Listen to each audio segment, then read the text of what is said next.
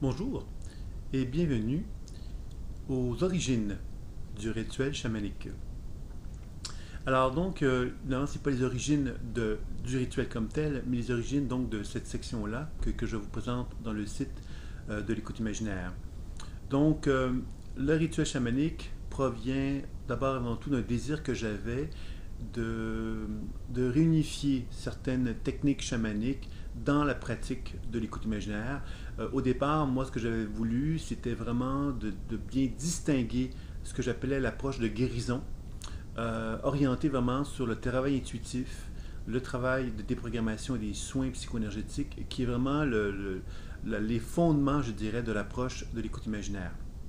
Donc, j'ai voulu enlever tout ce qui pouvait justement créer des conditions moins favorables, je dirais, pour le développement de l'intuition, entre autres, puisque j'avais observé effectivement que pour arriver à bien faire un décodage intuitif, il fallait bien connaître les mécanismes et déjà en soi, c'était un enseignement quand même assez riche.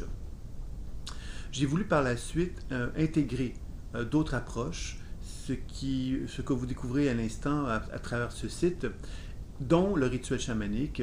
Et cela a commencé avec ma rencontre avec Jacqueline Lebovici, qui a donc initié avec moi donc, ce que j'appelle l'écoute imaginaire dynamique. Jacqueline a décidé de poursuivre son chemin et l'écoute imaginaire dynamique est donc demeurée euh, en développement sous une autre forme que ce qui avait été précédemment manifesté.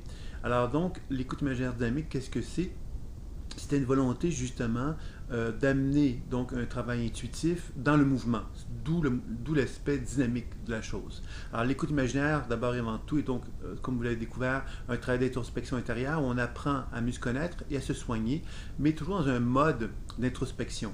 Lorsqu'on fait une écoute imaginaire avec un partenaire, c'est un peu la même chose, c'est un soin, mais encore là, c'est quand même dans un mode d'introspection dans lequel on se trouve. Dans l'écoute imaginaire dynamique, on cherche justement à mettre en mouvement justement ce processus-là d'intériorisation afin de l'incarner davantage dans la matière. Ce qui va entraîner donc divers types d'approches qui existent déjà dans la tradition chamanique, mais qu'on va chercher à combiner les unes avec les autres, ce qui va devenir donc en quelque sorte l'écoute imaginaire dynamique. Donc, la première approche qui est proposée, évidemment, c'est l'utilisation, en fin de compte, vous allez découvrir de tous les sens. Donc, on va chercher à amplifier les sens à travers des approches et des techniques dans lesquelles on cherche à l'incarner tout simplement davantage dans le monde terrestre.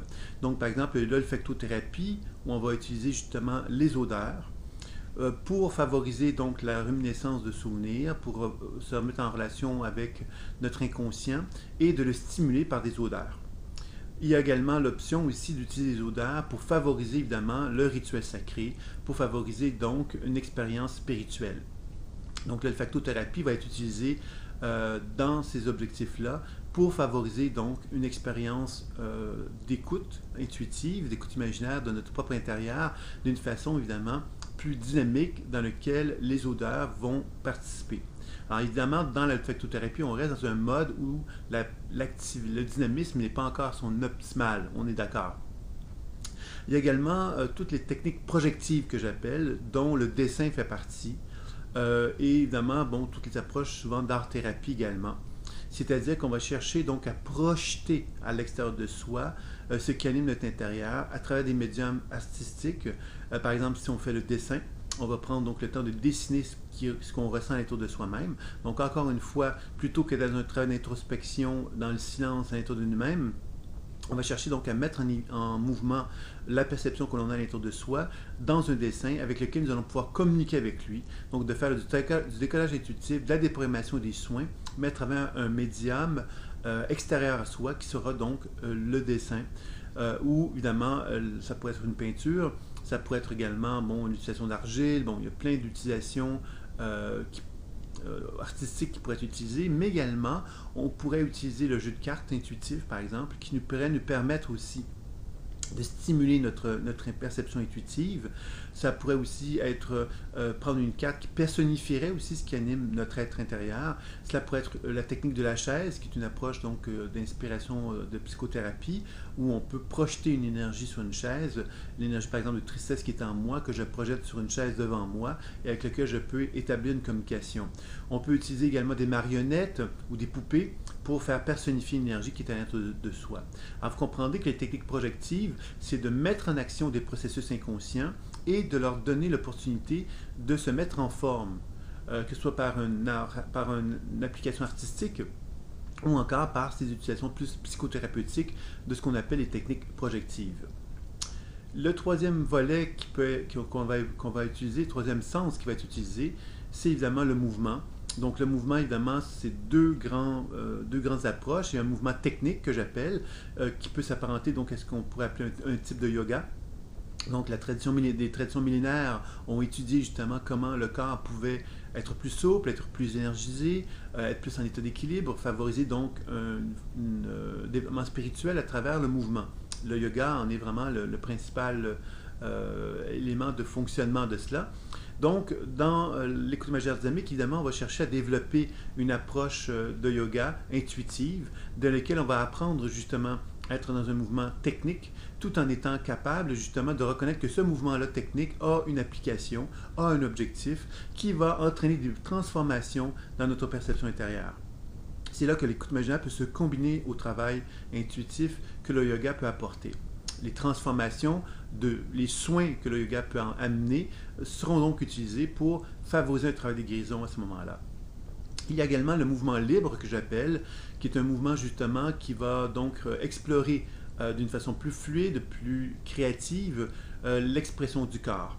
Alors évidemment, ce qui est intéressant ici, c'est de pouvoir valoriser les deux dans une expérience corporelle dans laquelle il y aura un aspect plus technique qui va nous permettre de travailler sur des zones musculaires qui ne sont pas accessibles normalement, qui vont amener de l'énergie dans ces régions-là et possiblement favoriser des prises de conscience. Et d'autre part, évidemment, l'aspect plus fluide qui pourra nous amener aussi à des prises de conscience et à des expériences de libération, de créativité, de transe qui pourra s'apparenter à ce que la tradition chamanique utilise également. Donc, ça, c'est les principaux outils qui vont être utilisés. Un dernier outil, évidemment, c'est ce que j'appelle le rituel chamanique. J'ai choisi de nommer dans le site ce titre rituel chamanique, puisqu'il faut bien comprendre que dans le rituel chamanique, on va retrouver tous les outils qui ont été vus, plus également la thérapie par le son.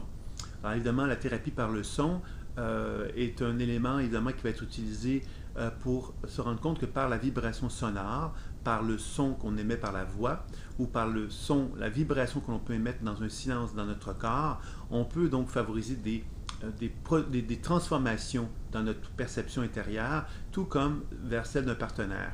Donc la thérapie par le son sera également utilisée. Et l'ensemble de tout cela va créer ce qu'on appelle un rituel chamanique, à travers évidemment donc une approche d'écoute imaginaire plus dynamique. Alors le rituel chamanique va consister justement à créer des mises en scène. Ces mises en scène vont se manifester dans le monde terrestre, dans une pièce par exemple, où on va justement recréer une perception que l'on a dans notre intérieur avec justement moi en tant qu'individu qui va donc personnifier par exemple la tristesse dont je parlais tout à l'heure, mais cette tristesse-là peut se retrouver dans une situation où il y a plein de gens qui sont autour de moi qui ne me voient pas. Donc je pourrais aussi à ce moment-là utiliser des objets, utiliser des individus, avoir un intervenant aussi qui pourrait m'aider à expérimenter la chose, et on se rapprocherait évidemment donc d'un processus donc de reproduction d'un état intérieur dans le monde extérieur, dans une mise en scène. Et cette mise en scène-là pourrait devenir un rituel de libération, un rituel de guérison, un rituel de soin. Alors évidemment, tout se fait avec la pratique de l'écoute imaginaire, c'est-à-dire qu'on peut assister justement à ce rituel, l'optimiser par notre capacité à observer ce qui anime notre champ ou ce qui anime le champ d'un partenaire selon le cas, selon que l'on fait un travail sur soi ou sur un partenaire. Donc, les origines du rituel chamanique, ça a été vraiment une volonté donc de décortiquer, tout comme on avait fait ça qu'on avait fait dans la pratique de l'écoute imaginaire, de décortiquer de quelle façon qu'on pouvait parvenir à créer un rituel chamanique. Et cette volonté que nous avions a permis donc de mettre en place qu'on pouvait par les odeurs recréer quelque part des atmosphères. On pouvait par le son, donc ça peut être par des mantras, par des chants sacrés, etc. Donc on peut vraiment créer des conditions favorables au rituel également. Le mouvement, bien évidemment, la danse, un travail corporel peut encore amener également une certaine forme de rituel sacré dans le mouvement. Et évidemment, tous les autres éléments qui vont nous permettre donc de pouvoir justement créer ce rituel avec une mise en scène permettant donc de faire en sorte que ce que nous faisons devient à quelque part spirituel, sacré, devient un acte de guérison également. Donc voilà pour les origines du rituel chamanique. Donc je vais vous inviter donc à poursuivre votre visite. À très bientôt.